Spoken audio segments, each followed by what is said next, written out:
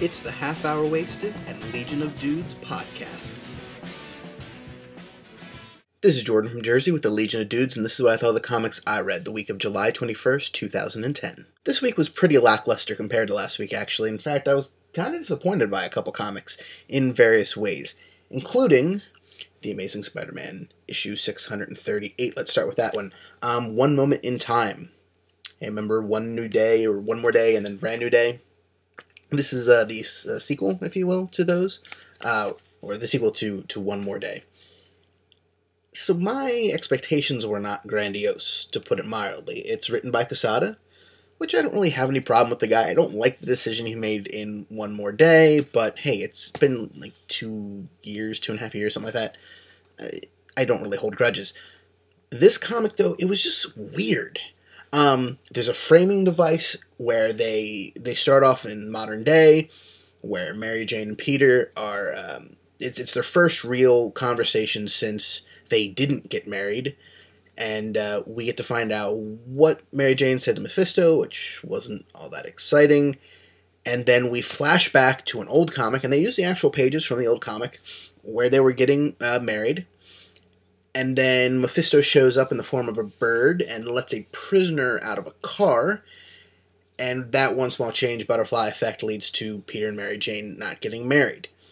So that's already kind of weird. I mean, I like the butterfly effect in lots of things, in time travel stories and stuff, it's cool. Here, though, it just seemed kind of strange. And art-wise, here's the thing. I actually like all the art in this issue. I'll leave the old art aside because it's been around for long enough.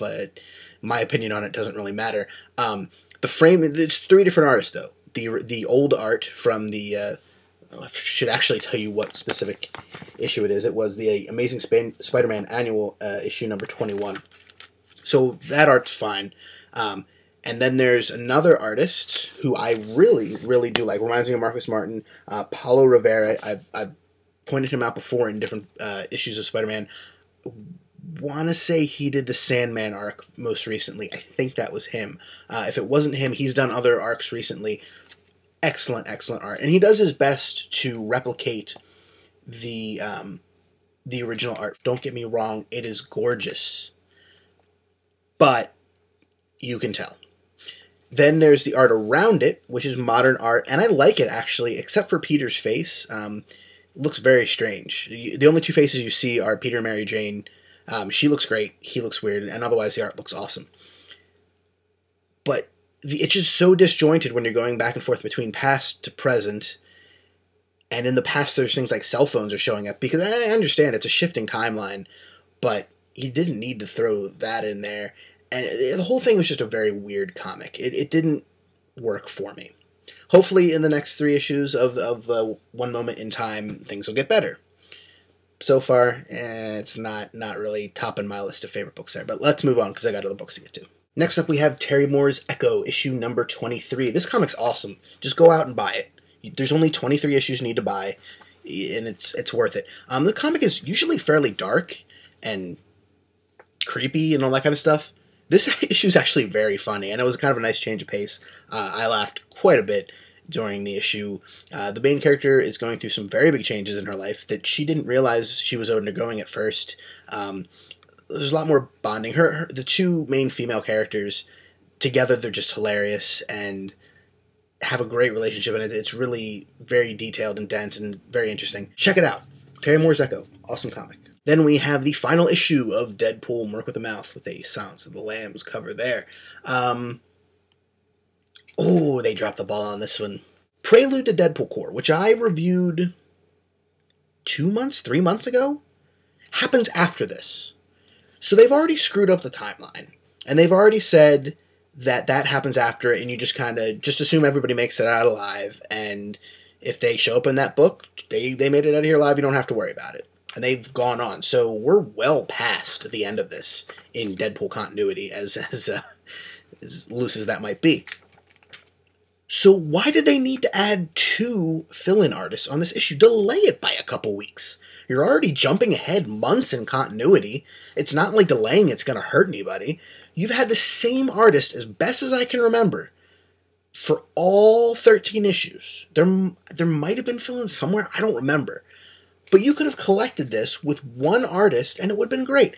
Now, don't get me wrong, the 2 fill-in artists, I actually really like their work. It's awesome work, it's great.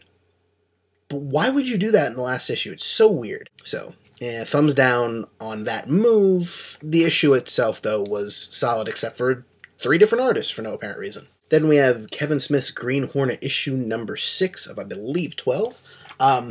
This issue, I talked last month about how you could see some similarities and some differences between the Seth Rogen Green Hornet trailer and this script. That is kind of, it has elements lifted from. There's even more in this one, including, I think, one direct line from the trailer is in this, which is kind of interesting, just because they've reworked, or at least the scene was. I don't know if it was the exact line, but it was close. But it's kind of funny to see how they're different. I really enjoyed this issue. There's a great running gag about the Green Hornet trying to update his look. And for anybody who's ever had an issue with heroes updating their look, the whole Wonder Woman thing that just happened, or any character that gets their look updated for the modern times, it's pretty funny. So you pick it up just for that. But it's a real fun comic. This particular issue, it's mostly just the young Green Hornet now undergoing his training to become, to envelop his father's legacy. I don't know if that has a weird euphemistic meaning. It wasn't intended. Anyway, pick it up. Green Hornet number 6. I'm enjoying the series so far, and I can't wait to see how it ends. So pick it up and check out the movie when it comes out sometime. I don't know off the top of my head because I don't memorize things because I'm tired and lazy. Next up, we have Marvel Zombies 5, issue 5 of 5. So I feel weird about this issue because I like it and I don't like it at the same time. As an individual issue, it's actually quite amusing. Interesting concept where they come to the real world plus one zombie. Basically, it's Marvel Universe 0000. I liked it. I like what they did. And, it's a fanboy who gets infected with the zombie virus. And what would a fanboy who knows what zombie viruses do if he was infected with a zombie virus? Well, you find out in this issue, and then it ends pretty hilariously. As an end to this particular miniseries, this is the end? Clearly they're going to do a 6 at this point, just because this wasn't really an end. It didn't resolve anything, really. Yes, in loose connecting plot. That's the problem. This Marvel Zombies 5 had a very loose plot. The loosest of all the Marvel Zombies series, miniseries so far, that I can think of anyway. So, because it was so loosely connected, it barely ended, and it barely featured our main characters. So, I didn't feel like their plots were really resolved. It was just weird as an ending. As an individual issue, pick this one up. It's fun. You don't really need to read the other 4, quite honestly. The other 4 issues in this, not the 4 miniseries.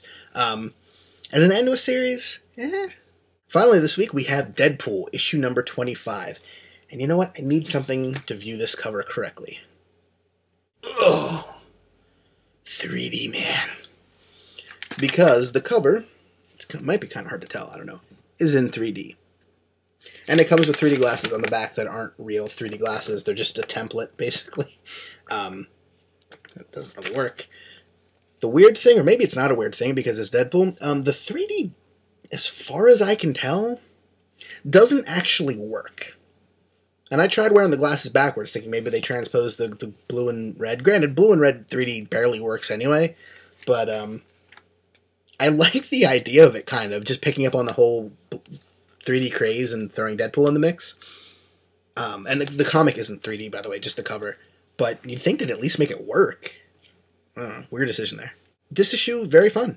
A good wrap-up to the current arc of Deadpool in Las Vegas and double and triple and quadruple crossing Weasel and Grizzly, and it was a very fun issue. So don't forget to check out hhwlod.com for both the Half Hour Wasted and Legion of Dudes podcast, both on the same iTunes feed, and forumforgeeks.com, where you can join in the discussion on comics, movies, books, TV shows, as it's happening, before it's happening. There's some awesome stuff for the Thor and Captain America movies coming up. You can find it all right there. And, check us out there. Have a good week, and I'll see you next time. It's the Half Hour Wasted and Legion of Dudes podcast.